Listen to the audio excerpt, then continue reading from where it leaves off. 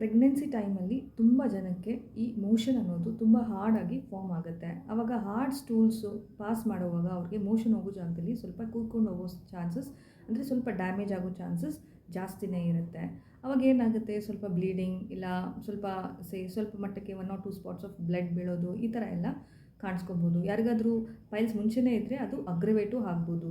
And ಕೆಲವೊಬ್ಬರಿಗೆ Fisher's ಆಗ್ತಾರೆ, ಅಂದರೆ ಮೈನರ್ ಕ್ರ್ಯಾಕ್ಸ್ ಸ್ಟಾರ್ಟ್ ಆಗ್ಬೋದು.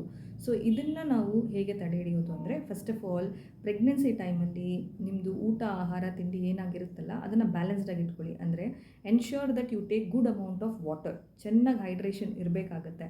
And along with that one fibre content in your diet should be ensured. ಅಂದರೆ ಈ ನಾರಿನ ಅಂಶ, ವೆಜಿಟೇಬಲ್ಸ್ ಜಾಸ್ತಿ ತೊಗೊಳ್ಳಿ. And ensure that daily 2 banana, ಚಿಕ್ಕ ಬಾಳೆಹಣ್ಣು ಒಂದು ಬೆಳಗ್ಗೆ ಒಂದು ನೈಟ್ ತೊಗೊಳ್ಳೋ ಥರ ಎನ್ಶ್ಯೂರ್ ಮಾಡ್ಕೊಳ್ಳಿ. ಡೈಲಿ 1 ಕಪ್ ಆಫ್ ಸೊಪ್ಪು, ಅಂದರೆ ಏನಾದರೂ ಪಾಲಕ್ಕು ಇಲ್ಲ ಸಬ್ಬಕ್ಕಿನೋ ಯಾವುದೇ ಒಂದು ಸೊಪ್ಪು, ಒಂದು ಕಪ್ ಆಫ್ ಗ್ರೀನ್ ಲೀಫ್ ವೆಜಿಟೇಬಲ್ಸ್ನ ಎನ್ಶ್ಯೂರ್ ಮಾಡ್ಕೊಳ್ಳಿ, apart from your fruits and other vegetables. So the tip is hydration, high fibre diet, and try to just be active. Don't be like say very sluggish and just be sitting. You have to be just active also. That also ensures that the gut motility is more. So ಇದನ್ನೆಲ್ಲ ensure ಮಾಡಿಕೊಂಡು ನಿಮಗೆ ಅದು constipation ಆಗ್ತಾನೇ ಇದೆ, ಅದು ಸರಿಯಾಗಿ ಇದಾಗ್ತಾ ಇಲ್ಲ, ಇನ್ನೂ ಜಾಸ್ತಿ ಆಗ್ತಾ ಇದೆ, yes, that is the time where you have to meet your doctor for the other remedies. So these are the simple tips for the constipation. Just remember this things. ಚೆನ್ನಾಗಿ ನೀರು ಕುಡೀರಿ, take 2 bananas apart from your other fruits also, and ensure that you take green leafy vegetables along with the high fiber diet vegetables. Okay, ಹಿಂಗೆ ಮಾಡಿನೂ ನಿಮಗೆ ಇನ್ನೂ ಇದೆ ಅಂದರೆ you just go and meet the doctor, whoever is at your nearest part. So this is how you can just tide over simply with a day-to-day constipation problem.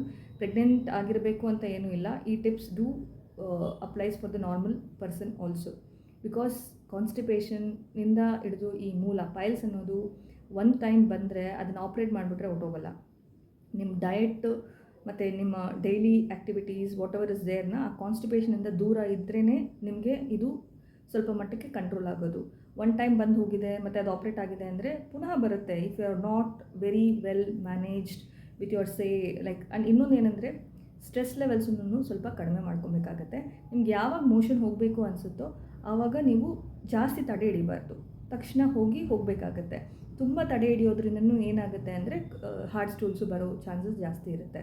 So keep hydrated, just have good amount of fibres, just be away from stress little bit. Say you just try to just walk, exercise, do whatever you can to keep yourself physically active.